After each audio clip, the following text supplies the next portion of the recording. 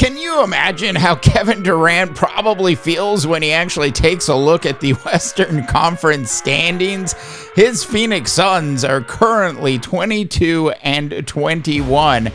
And it is safe to say that Kevin Durant, like me when I was a young kid, finds himself actually stranded in the desert. More on that desert story a little bit later. But on today's NBA rundown, I want to talk about this Phoenix Suns fiasco, which has Kevin Durant in an awkward position, especially with the NBA trading deadline right around the corner. Now, we've heard all of the talk about Jimmy Butler wanting to become a Phoenix Suns. We did a video yesterday on that particular topic. I think one of the biggest questions here is, how does Bradley Beal actually feel about all of this? So I need to be addressed because I hold the cards. So as you can see from that short clip, Bradley Beal does not seem terribly happy to have to consider actually going to another location at this point. Now, I want to talk about Kevin Durant's contract. His contract actually has one more year left on it. And when the Phoenix Suns actually came to Kevin Durant during the offseason and said, hey, let's extend your contract, Kevin, who was obviously already feeling like he was stranded in the desert, did the right thing and said he did not want a contract extension at this time. It is clear, not just to me, but to a lot of other people in the media, that Kevin Durant is not happy with how things are going in Phoenix. We know they got bounced from the playoffs last year against the Minnesota Timberwolves defense, which was a historic defense for the Timberwolves last season.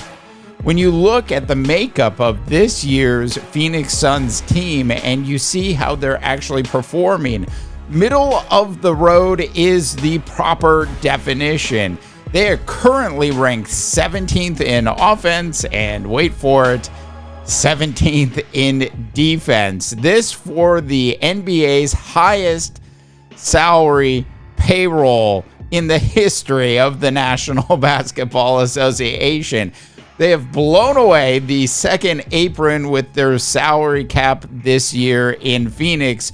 They are spending actually north of $220 million on this roster this year. Now, if you take a look at what they're actually spending money on, of course, it's Kevin Durant. He's making $51 million. It's Bradley Beal. He's making $50. It's Devin Booker. He's making $49.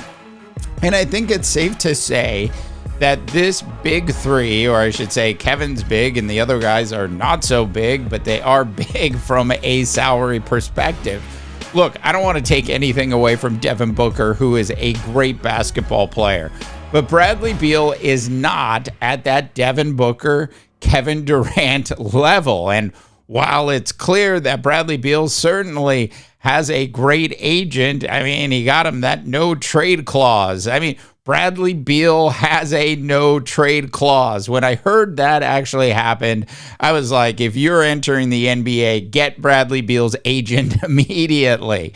Look, when you look at the rest of the roster, you've got Nurkic, who's making $18 million this year, set to make just under $20 million next year. I have no problem with giving Grayson Allen $10 million and Royce O'Neal another $10 million. And from there, it's just a bunch of other little pieces. So when you look at all of this, it becomes very clear that the big three concept in the NBA, especially with this kind of salary cap restrictions that have been put into place, makes it very difficult for a big three to actually succeed in the association. Clearly, what the Phoenix Suns need to do is they need to take that Bradley Beal contract and break it up into 2 or 3 other pieces.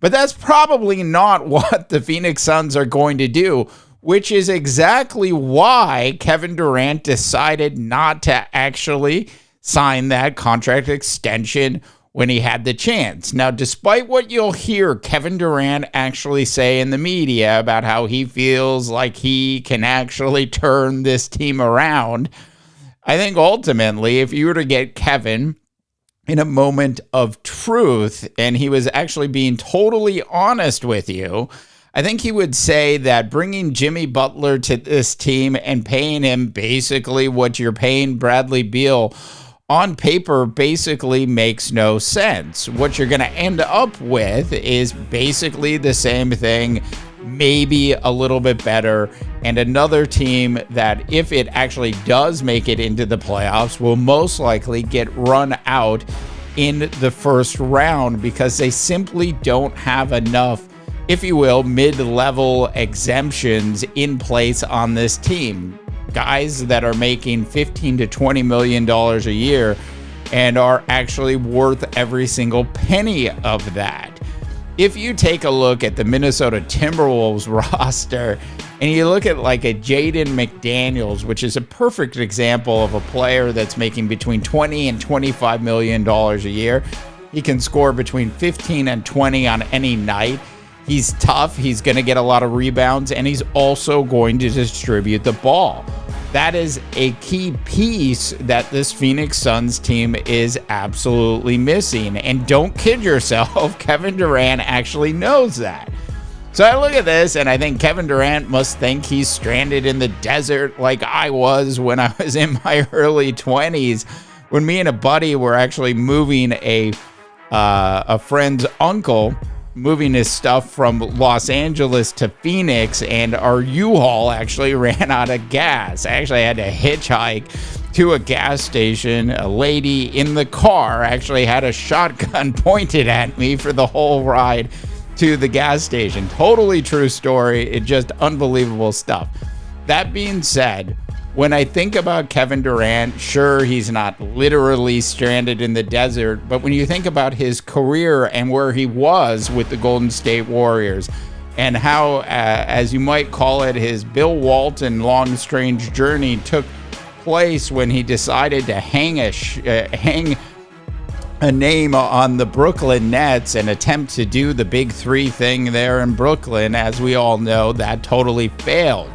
Then he wanted out of Brooklyn and he got what he wanted to. Look, Phoenix is a great city for sure. Ends up with the Phoenix Suns, and they put a couple other pieces together and they make a bunch of moves. And at the end of the day, none of it really makes a lot of sense, because in this particular era, this new era of the NBA, it is almost impossible to have three people making $50 million a year and expect that team to do anything other than actually just simply make the playoffs. All right, I would love to know your opinions. Personally, I think Kevin Durant, unless something major happens, will most likely force a trade during the offseason. Love to know your thoughts and opinions on this topic. Please go ahead and drop them in for the NBA Rundown. I'm Dave DeBaugh, wishing you all a tremendous rest of your sports viewing day. I don't ever slow up, no I don't take shit. I got no love for the fakeness. If you wanna play tough and wanna hate this, I'll always show up and make a statement.